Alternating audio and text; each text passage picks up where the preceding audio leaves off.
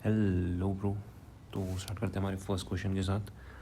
हमें ये सवाल दिया हुआ है, इसके अंदर हमें ये दो इक्वेशंस दी हुई हैं, ठीक है। इनको हम 1 और 2 बोल देते हैं, आगे काम आएगी। और हमें बेसिकली इन दो इक्वेशंस को सेटिस्फाई करने वाले एक्स एंड वाई निकालना है और फाइनली उनका सम एज ए आंसर रिपोर्ट करना है, ठीक है। तो सबसे पहले हम ऑब्ज़र्व करते हैं कुछ जो हमारी ऑब्जर्वेशंस होने वाली हैं। बेसिकली इन इक्वेशंस के अंदर हम क्या ऑब्जर्व करवा रहे हैं, क्या पैटर्न दिख रहा है, क्या सिमेट्री दिख रही है, दैट ऑल। तो फर्स्ट इक्वेशन है, उसके अंदर हमें 3 की पावर x दिख रही है, 4 की पावर y दिख रही है। सेकेंड इक्वेशन में हमें 3 की पावर x/2 दिख रही है और 2 की पावर y दिख रही है, राइट। तो हमारे दिमाग में एक इंट्यूशन आती है कि यहाँ x है, 3 की पावर में x है, यहाँ पर 3 की पावर में x/2 है, या 4 की पावर में y है, तो यहाँ भी 4 की पावर में y/2 होता तो मज़ा आ जाता, मतलब सिमिलर दिखती। तो हमने जब गौर से देखा तो 2 की पावर y को हम लिख सकते हैं 4 की पावर y/2, राइट। बिकॉज 2 को 4 की पावर हाफ लिख सकते हैं और हाफ को फिर y से मल्टीप्लाई कर देंगे तो वो आ जाएगा। तो अब अगर मैं 3 की पावर x/2 को a बोल दूँ तो ये a² है, 4 की पावर y/2 को b बोल दूँ तो ये b² है। तो हमें एक इक्वेशन में a और b दिख रहा है, एक में a² b²। तो यहाँ से हमारा, इस ऑब्जर्वेशन से हमारा सब्स्टिट्यूशन निकल के आता है, जो कि हम इन इक्वेशंस में पुट करेंगे ताकि हमें चीज़ें सिंप्लीफाइड दिखें, ठीक है। तो फर्स्ट इक्वेशन हमारी कन्वर्ट हो जाएगी a² - b² इक्वल्स टू 7 × 11 लिख देता हूँ मैं इसको। 77 को हमारी तीसरी ऑब्जर्वेशन ही हो सकती है, हम 7 × 11 लिख सकते हैं बिकॉज यहाँ पर 7 है और यहाँ पर भी 7 है, तो कुछ ना कुछ रिलेशन हो सकता है, ठीक है। बाकी बहुत बेसिक सी चीज़ है। सेकेंड इक्वेशन हमारी कन्वर्ट हो जाएगी a - b इक्वल्स टू 7 में। अभी यहाँ तक हमारा सॉल्यूशन स्टार्ट नहीं हुआ, ये तो बस हमारी ऑब्जर्वेशन और सब्स्टिट्यूशंस हैं। अब हम स्टार्ट करते हैं हमारा सॉल्यूशन।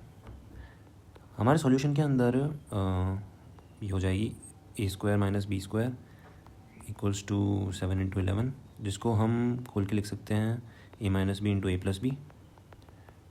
बेसिक आइडेंटिटी है 7 × 11।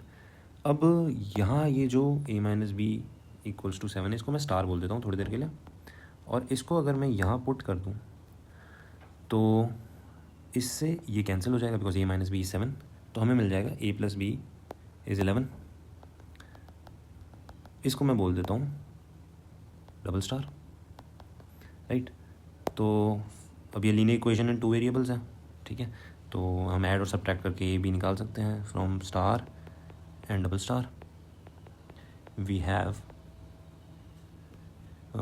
ऐड कर दो इन दोनों को, a + b + a - b = 11 + 7, that is 2a = 18 and that will give you a = 9। और पुट इन किसी में भी पुट कर दो इन स्टार, इससे हमें मिल जाएगा b = 2। अब a और b हमें मिल गए, बट a b तो हमसे पूछे नहीं थे, हमसे पूछा था x और y, तो x और y a b से निकालने पड़ेंगे हमें। तो a is 3⁻x/2 and that is equals to 9, और 9 को हम लिख सकते हैं 3⁻2 और 2 को हम 4/2 लिख सकते हैं, राइट। और तो यहाँ से हमें कंपेयर करके मिल जाएगा x = 4। वहीं हम b को लिख सकते हैं, b था हमारे पास 2⁻y एंड वो था 2 के पावर 1 के बराबर, तो वहाँ से हमें मिल जाएगा y = 1। तो हमारा आंसर हो जाएगा x + y that is 4 + 1 that is 5। तो ये मार्क कर सकते हैं। तो इस क्वेश्चन में हमारे क्या क्या कॉन्सेप्ट यूज़ हुए थे, एक बार उनको रिकॉल कर लेते हैं। बिकॉज सवाल से हमें सवाल सॉल्व ही नहीं करना होता, हमें उसमें क्या क्या कॉन्सेप्ट्स यूज़ हुए थे वो दिमाग में रखने होते, बिकॉज सेम सवाल नहीं आएगा बट कॉन्सेप्ट्स रिपीट होते हैं।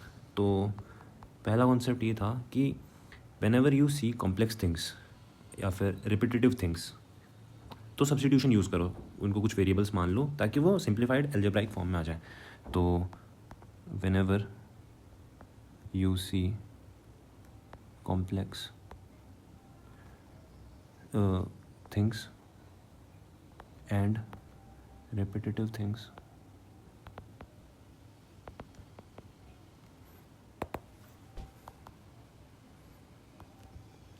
you substitute them